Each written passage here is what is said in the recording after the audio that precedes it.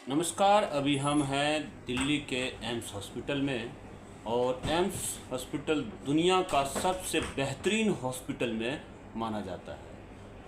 Hospital बेहतरीन इसलिए भी कि ये इलाज तो अच्छा करता ही है और इससे सस्ता इलाज दुनिया में कहीं नहीं होता। और इसीलिए जब लोग थक जाते हैं इलाज के लिए तो फिर एम्स में आते हैं। पूरे देश से, दुनिया से भी, खास करके भारत के आसपास के देशों के लोग जो है लाइन में खड़े होते हैं इलाज कराने के लिए। यहाँ पर हम एम्स में जानने की कोशिश करेंगे कि क्यों हमारा हॉस्पिटल इतना अच्छा है और रिसर्च के मामले में जो खासकर जो दुनिया में अपनी पोजीशन बना रहा है उसके बारे में हम बात करेंगे। सबसे पहले सर, डॉक्टर साहब थोड़ा बताएंगे कि अपने बारे में। नमस्कार, मैं doctor Ashok Sharma, additional professor, department of biochemistry, ji और मैं कैंसर बायोलॉजिस्ट हूँ और इस एरिया में रिसर्च करता हूँ। सर, ये जो दुनिया में रिसर्च के बारे में जितना भी हॉस्पिटल्स हैं तो उस बारे में बताएंगे कि हमारा पोजीशन जो है कहाँ है। बहुत अच्छा क्वेश्चन डॉक्टर साहब आपका।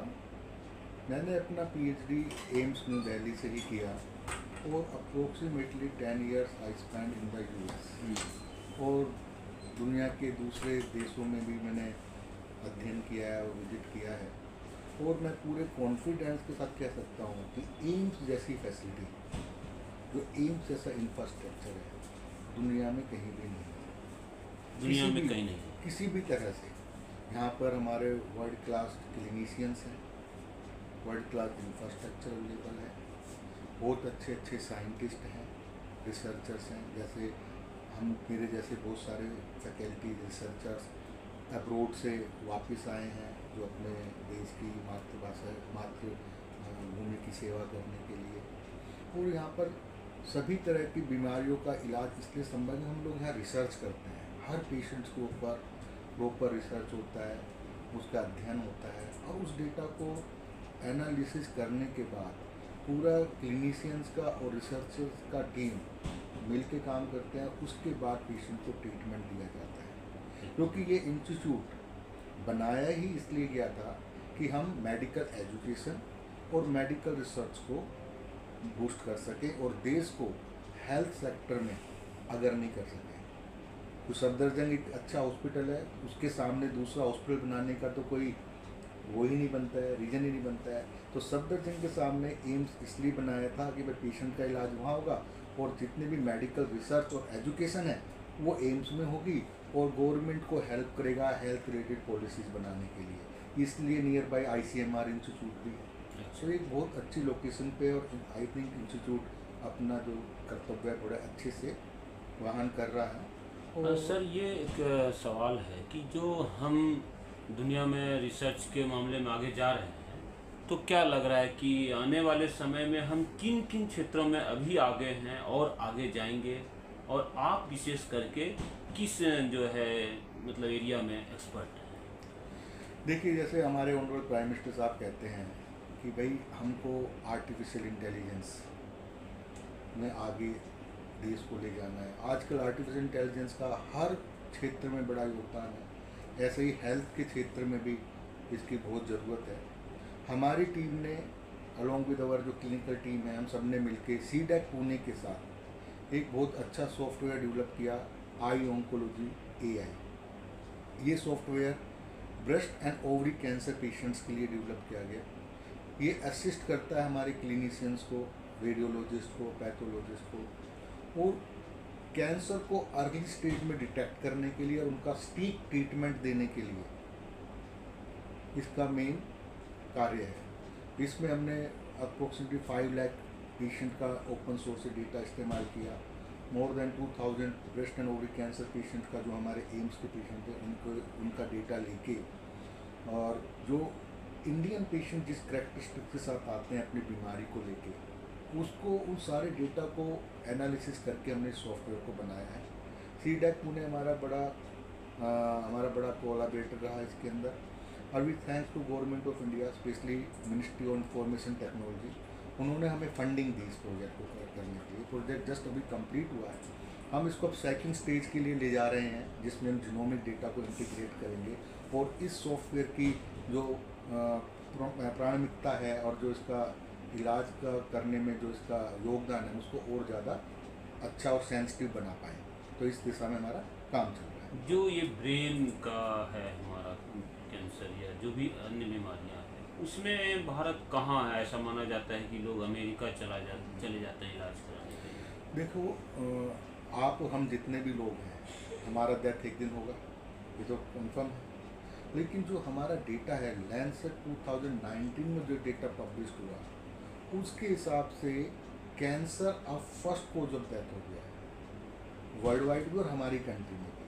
कार्डियोवास्कुलर सेकंड नंबर पे है। हालांकि कैंसर का इंसिडेंस हमारी कंट्री में कम है, लेकिन पॉपुलेशन साइज इतना ज़्यादा है कि number of cancer patient day by day increase होते जा रहे हैं। इसी समस्या को ध्यान में रखते हुए गवर्नमेंट ऑफ इंडिया ने एक बहुत बड़ा इनिशिएटिव लिया है। मिनिस्ट्री ने एक बहुत बड़ा cancer centre national cancer institute of Jhajjar यहाँ से 40 किलोमीटर दूर बनाया। वर्ल्ड क्लास इंफ्रास्ट्रक्चर है, 710 बेड हैं, उसके अंदर हाई एंड डायग्नोस्टिक लेबोरेटरी है, रिसर्च ब्लॉक है, एकेडमिक एक बार फिर सेंटर से है। बताएंगे उस हॉस्पिटल के बारे में? जो झज्जर मैंने भी सुना है। झज्जर में नेशनल कैंसर इंस्टीट्यूट झज्जर 300 एकड़ लैंड में फैला हुआ है, जिसमें से सिर्फ अभी 70 एकड़ लैंड यूज हुई है। एम्स से जुड़ाव भी है क्या? एम्स का ही पार्ट 2 है वो। अच्छा, वो कैंसर के तो आपने इलाज देखा एम्स का ही दूसरा जो है पार्ट है, झज्जर में हरियाणा में है और वो 300 एकड़ में फैला हुआ है। हाँ, और वो स्पेशली कैंसर रिसर्च, टीचिंग और पेशेंट के इलाज के लिए बनाया गया है। और उसका जो हमारा कोलैबोरेशन है वो जो NCI US है, नेशनल कैंसर इंस्टीट्यूट USA, जिसमें प्राइम मिनिस्टर मोदी जी ने और बराक ओबामा जी, प्रेसिडेंट बराक ओबामा जी ने MOU साइन किया था। उस स्कीम के अंदर ये सेंटर डेवलप हुआ प्रोफेसर GK रथ जी की अध्यक्षता में। और उस सेंटर में धीरे धीरे टाइम के साथ वो प्रोग्रेस कर रहा है। मैं 3 दिन वहाँ पे पोस्टेड हूँ। वहाँ पे कुछ मोलिकुलर डायग्नोस्टिक सर्विसेज मैंने वहाँ स्टार्ट की हैं। अभी हम और फैसिलिटी वहाँ पर इंट्रोड्यूस करने जा रहे हैं, उसके लिए दिन रात मेहनत कर रहे हैं। गवर्नमेंट का भी सहयोग उसमें मिल रहा है। तो एक बहुत बड़ा, और जैसे बताया ना, cancer number 1 cause of death है। और मैक्सिमम मेडिसिन और इंटरवेंशन जो हमें चाहिए होती सब हम बाहर से इम्पोर्ट करते हैं। जो प्राइम मिनिस्टर जी का ड्रीम प्रोजेक्ट है मेक इन इंडिया, कि हम अपने कंट्री में ही मेडिसिन, इक्विपमेंट्स, जो भी चीज़ें चाहिए यहाँ पर ही मैन्युफैक्चरिंग करें। तो NCI झज्जर उसमें एक बहुत बड़ा योगदान दे सकता है, लेकिन उसके लिए हमें और ज़्यादा प्रयास करने पड़ेंगे। और बहुत ज़्यादा हमें साइंटिस्ट जो हमारे बाहर चले गए हैं, ब्रेन ड्रेन, उनको वापस लाके उसको रिसर्च सेंटर को हम आगे डेवलप करें। पब्लिक प्राइवेट पार्टनरशिप को और ज़्यादा योगदान दें, क्योंकि आज के टाइम में जो रिसर्च है उसमें 80% फंडिंग गवर्नमेंट सेक्टर से आती है, ओनली प्राइवेट सेक्टर से 20%। अगर हम इसको रिवर्स कर दें कि government private sector funders are more and they connect with the researchers, और हम ट्रांसलेशनल रिसर्च पर और ज़्यादा फोकस करें, तो इससे देश में एक बहुत बड़ा क्रांति आ सकती है, जिसके लिए प्राइम मिनिस्टर साहब, पूरी गवर्नमेंट कोशिश कर रही है। सर, अभी अगर हम कहें इक्विपमेंट के मामले में, जो आपने इक्विपमेंट का जिक्र किया, तो अभी हम कहाँ हैं? किस कारण से कुछ लोग जो ये ज़्यादा पैसे वाले लोग क्यों चले जाते हैं अमेरिका इलाज कराने? देखो भाई, जिनके पास पैसा है क्या बुरा है। अच्छा, इलाज की क्वालिटी में कोई डिफरेंस नहीं है। जो बेस्ट से बेस्ट इलाज अमेरिका में मिलता है वो यहाँ भी मिलता है, लेकिन यहाँ पे पॉपुलेशन साइज ज़्यादा है। अब आप देखिए पूरे NCR के अंदर अराउंड 6.5 करोड़ लोग हैं। लेकिन गवर्नमेंट सेक्टर में कितने कैंसर हॉस्पिटल हैं? एम्स के अलावा कोई नहीं है। बाकी जगह सफदरजंग और वहाँ पे पूरा कॉम्प्रिहेंसिव ट्रीटमेंट, मशीन वगैरह की अवेलेबिलिटी कम है या पेशेंट लोड बहुत ज़्यादा है। तो जिनके पास पैसा है, जो अफोर्ड कर सकते हैं, वो अफोर्ड कर रहे हैं, है ना। इससे जुड़ा हुआ एक सवाल ये उठता है कि जैसे हमारे देश के लोग जो बाहर जाते हैं इलाज कराने, लेकिन दुनिया के गरीब देशों के बहुत सारे लोग आते हैं। क्या ऐसा समय आएगा कि दुनिया के अमीर देशों के लोग आए हमारे यहाँ इलाज कराने और हमारा जो है इकोनॉमिक बूस्टिंग भी हो? इस डायरेक्शन में करंट गवर्नमेंट बहुत प्रयास कर रही है। और क्योंकि 21st सेंचुरी हमारे देश की है, हमारे साइंटिस्ट, हमारे वैज्ञानिक, clinicians with the help of government इसमें प्रयासरत हैं, कोशिश कर रहे हैं। गवर्नमेंट भी पॉलिसी ऐसी बना रही है। और अभी भी मेडिकल टूरिज्म तो चल रहा है। बहुत सारे लोग हैं कि जो बाहर से आते हैं और हमारे यहाँ जो मैदान था, जो प्राइवेट हॉस्पिटल, वहाँ पे इलाज कराते हैं। लेकिन एम्स के अंदर भी बहुत सारे लोग आते हैं इलाज कराने के लिए, ऐसा नहीं, अभी भी चल रहा है। लेकिन और प्रयास करेंगे तो 21st सेंचुरी हमारी है। हमारी है। सर अब हम आते हैं मेन मुद्दे पर कि आपने जो इतना रिसर्च किया है, सोना जो है जब ज़मीन के अंदर रहता है तो उसका सर देखते हैं, और जो मार्केट में आता है तो क्या वैल्यू होता है। तो आप तो हमारे देश के लिए सोना है और डायमंड हैं, तो अब अपने रिसर्च के बारे में छोटी से छोटी हमें बात बताइए, इससे कि पूरी देश ही नहीं पूरे दुनिया के लोगों को फ़ायदा मिले। तो सर मैं एक कैंसर बायोलॉजिस्ट हूँ और कैंसर एपिजेनेटिक्स में एरिया में काम करता हूँ।